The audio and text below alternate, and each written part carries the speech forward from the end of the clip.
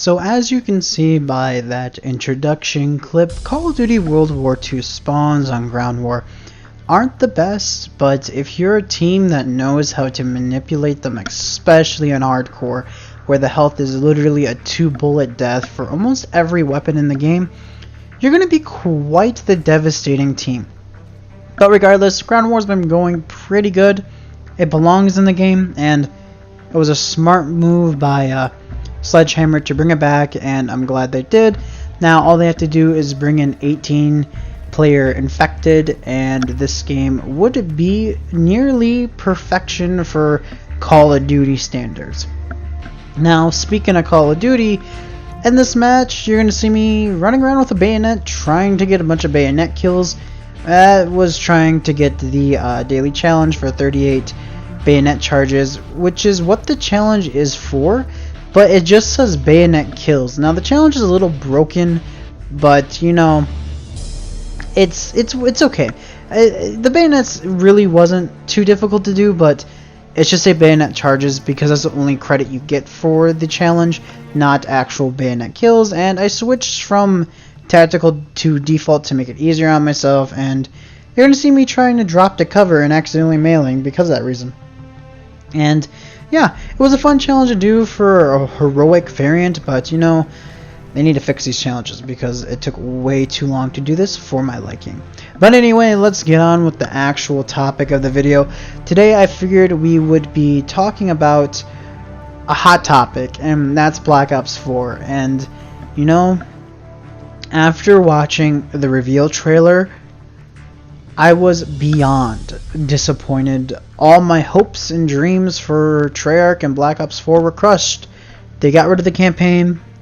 They're bringing Battle Royale. I don't like Battle Royale games.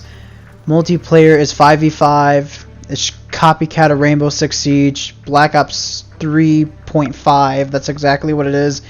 Zombies looks like it's going to be complicated again, and I was just disappointed. And you know what? I might even get Black Ops 4, but more and more as I watch multiplayer gameplay, I'm kind of warming up to it.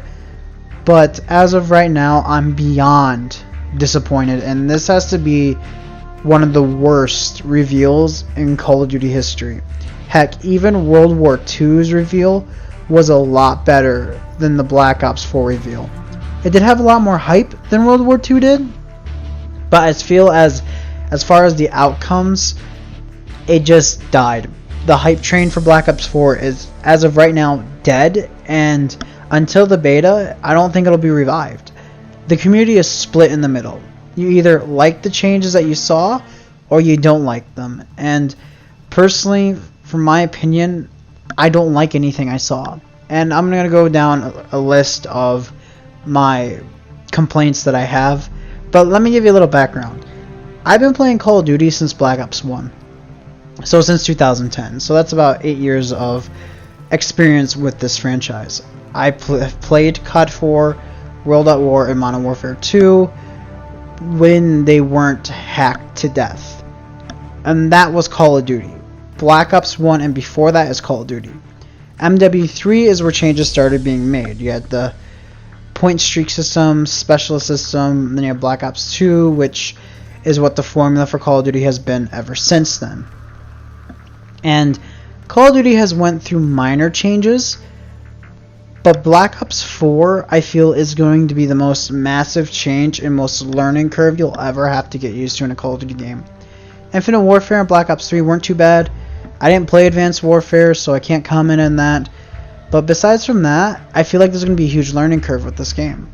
And I've had lots of experience with Call of Duty, and every year I've had at least decent hype. I skipped Advanced Warfare because I wanted to get into Destiny, and I only devote my time to one game at a time because that's just how I function. So that's why I didn't play that. I skipped Infinite Warfare because I was a senior in high school and I wanted to focus on school and get good grades for college. So I skipped Infinite Warfare. Black Ops 3 I played and I loved it, and that was the last Call of Duty I actually was excited for. And as someone who's been playing Call of Duty for a long time, this game is literally a slap to the face to all the hardcore fans. Now, you might be saying I'm just on the hate wagon trail, but I'm not. I defended Infinite Warfare when there was a hate wagon trail for that game. I didn't play it, but I supported it because, you know what, I knew it wasn't Infinity Ward's fault. I knew Activision made them make a futuristic game, so I had the common sense not to attack the developers, and I understood. And you know what? I'm not going to attack Treyarch, but this is just my opinion. So, first on the list, not having a campaign is a huge no-no. Personally, for me, what got me into Call of Duty first was the campaigns. I didn't care for multiplayer at first. Multiplayer I had to grow with to truly enjoy. The campaigns I enjoyed because there were characters that you could connect with, characters that you can enjoy playing as and playing with through all the missions. I have probably, for Black Ops 1 and Modern Warfare 3 and Black Ops 2, the most amount of game time on more than multiplayer, I can guarantee, compared to all three of those games. Maybe Modern Warfare 3's multiplayer, because it did have over 10 days I think I played, because that's when I really got into multiplayer, was Modern Warfare 3. But the campaigns, I had tons of hours on. I reset my data so many times on MW3 to where I had probably over 4 days played on that campaign. Black Ops 1, same thing. Black Ops 2, I just kept on playing missions and missions over and over again. So campaign for me was what introduced me into loving Call of Duty. And them getting rid of a campaign, honestly, is the worst decision they could have made.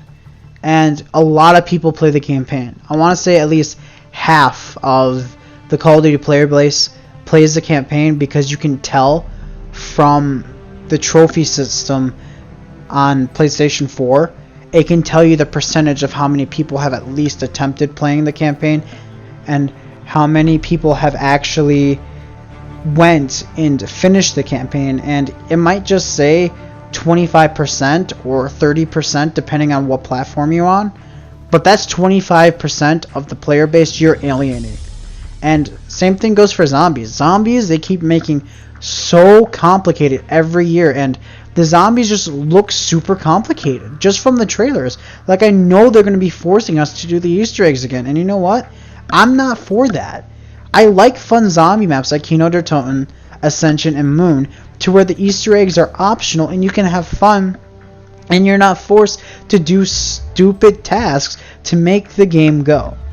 Next is Battle Royale. I don't like Battle Royale.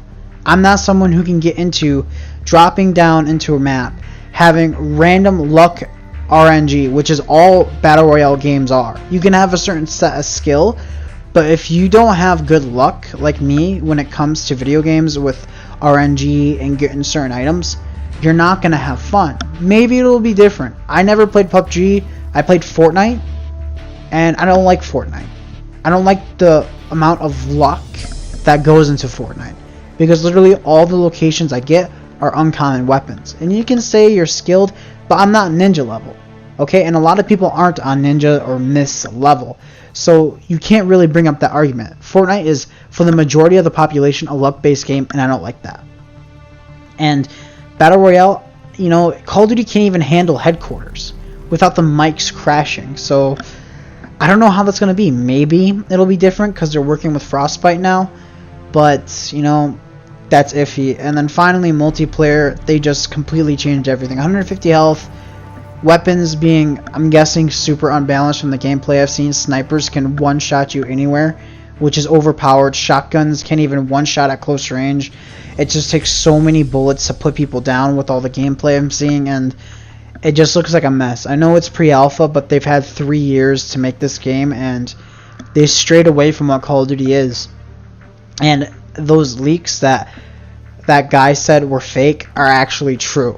So my guessing is Activision was forcing him to not say they were legit. That way it wouldn't be so much backlash when they actually revealed. And I think him doing that actually saved a lot of backlash from this game that's getting. But as of right now, this game, I just can't see myself buying it. I mean, I probably will, because I say that every year for Call of Duty, but I have never been this disappointed with a reveal trailer as I am now with Black Ops 4. And you know, they're really close to hitting the nail in the coffin. Fortnite and other games are gonna kind of beat Call of Duty down, and you know it's gonna be over. But we'll see how it does. Treyarch normally pulls through, but as far as first impression goes, highly disappointed.